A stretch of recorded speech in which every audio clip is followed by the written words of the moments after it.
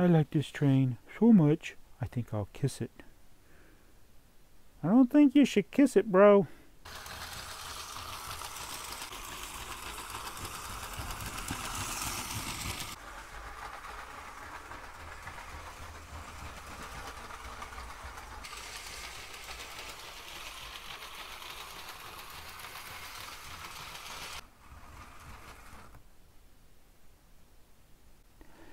Hey, it's BrickTsar.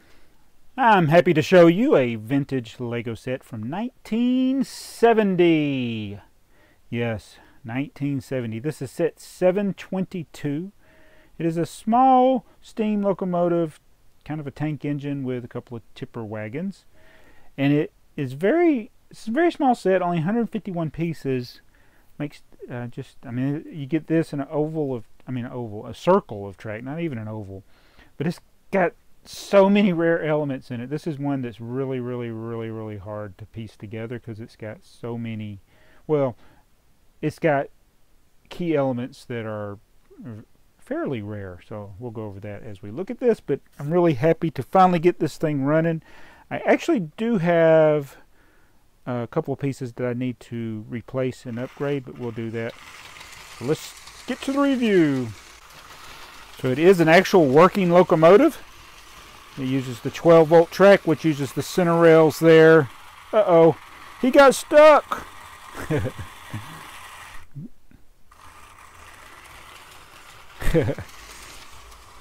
There, I didn't have it pushed down good enough.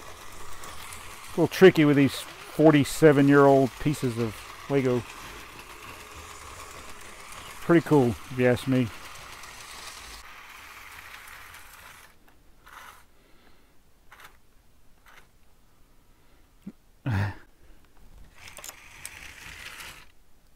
Alright, let's start by looking at the locomotive. Alright, locomotive, very simple build and several very rare elements. I'll go ahead and decouple it. Alright, first of all, you got your 722 1x6 printed bricks. Of course, only in this set. You get two of them, one on each side of the locomotive. So, rare in that regard, but at least there's two. Believe it or not, the magnets are rare because they are the kind of magnets that go on the power pickups. And this is the correct power pickup for this set. This one is the incorrect version. So I need to update that. I only realized that there were two different versions of these. It actually holds better with this one. So I need to go find a replacement for this. It'd be one like this. And this magnet piece, the blue magnet's very rare. It only comes in this set, so I got to be very careful that I don't break it. I pushed it in there, and then when I was looking for the other power pickup, I was like, oh. So I can leave the red one in there, and unfortunately the blue is the one that's most likely to break. So that's rare. This motor housing here is 12 volts, and that's not as common as the 4.5 volt battery powered motors. This plate on the top here is rare. It's a 5x6. I'll go ahead and take it apart. It's a 5x6, and it does have a hole in it right there. Can't see it because the plate covers it. I think this is the only set that has that piece, the 5x6. So just in those few pieces, there's a lot of rare things right there to make this locomotive, even though it's one of the smaller power locomotives there are, battery or rail powered locomotives that their Lego has made. Let's get the cars.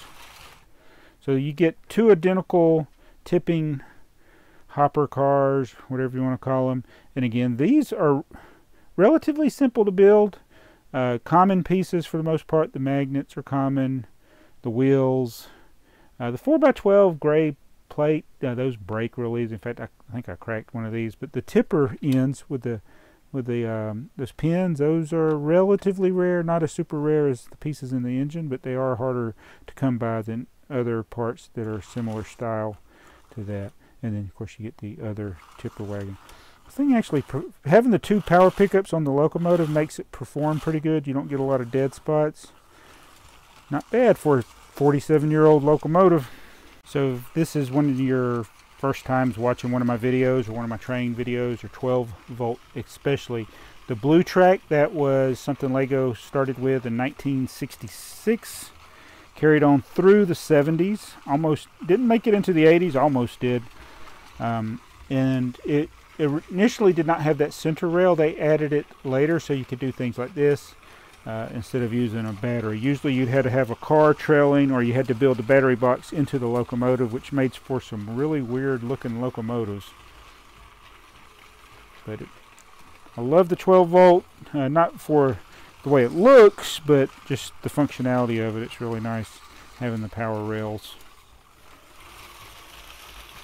These things go super fast, by the way.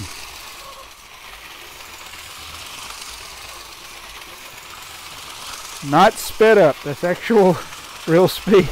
It's amazing it doesn't derail. The wheels do not roll very good on the cargo wagons, so that can be a problem, but they're rolling good enough, I guess. So what do you think? I do have the actual instruction manual, so let's look at that. Alright, here is the instruction manual. You can tell right away this is for moms and dads only. This is the hardest to figure out age limit. I guess they wanted to use, and maybe it was common back in the late 60s, early 70s, but to show what age this is appropriate for, it would blacken out whichever characters it was. I think that's the way it worked. So if it was for toddlers, all of them would be black, but I don't know why they do it that way. But that's the front of it. They're showing you how to build the locomotive. See, not very hard to build at all. I mean, mostly common piece. This is the 1x4 I was talking about before. It does not want to stick real well right there. I may need to make sure I have a period correct. 1970 1x4 brick and not one made later. That may be the problem because of the tubes on the underside. They might not be the right size to stick there. Oh, I got to do it this way to show you finished building the locomotive. Showing you hooking the battery power pickups, and you see the pins are on the front. So I have to get another one of those. And then showing you how to build the cargo wagons. Pretty simple. And then it shows you how to hook up your 12 volt supply. I do have the correct piece. Oh, hold on a minute. This is the piece that's supposed to connect under the rails to give it power. Shows it doing it right here. Mine needs to be cleaned. It's not conducting well, so I just used a 1980s one to make mine go. And then, of course, the all-important picture of the kids playing. Awesome. Ooh, looks like he's going to kiss it. I like this train so much, I think I'll kiss it. I don't think you should kiss it, bro. Well, I hope you enjoyed this look at a very, very, very old Lego train set. We are working very hard to complete our collection. When I say complete, get all the ones that I want to get, which includes pretty much all of them from the 60s and the 70s. And once I get all those, I'll be very, very, very happy. So we're working on that. Obviously, after going through this, I do realize I got to fix a couple of minor things to get the bricks for the right period, just a few, and then that power pickup. So we will do that in the future, but for now, at least it's good enough to show you a little bit about this Lego train set 722 from 1970. Be sure to subscribe if you like trains, if you like Lego, if you like weird stuff. You've come to the right place. Thanks for watching BrickTsar. See you in the next video. Bye.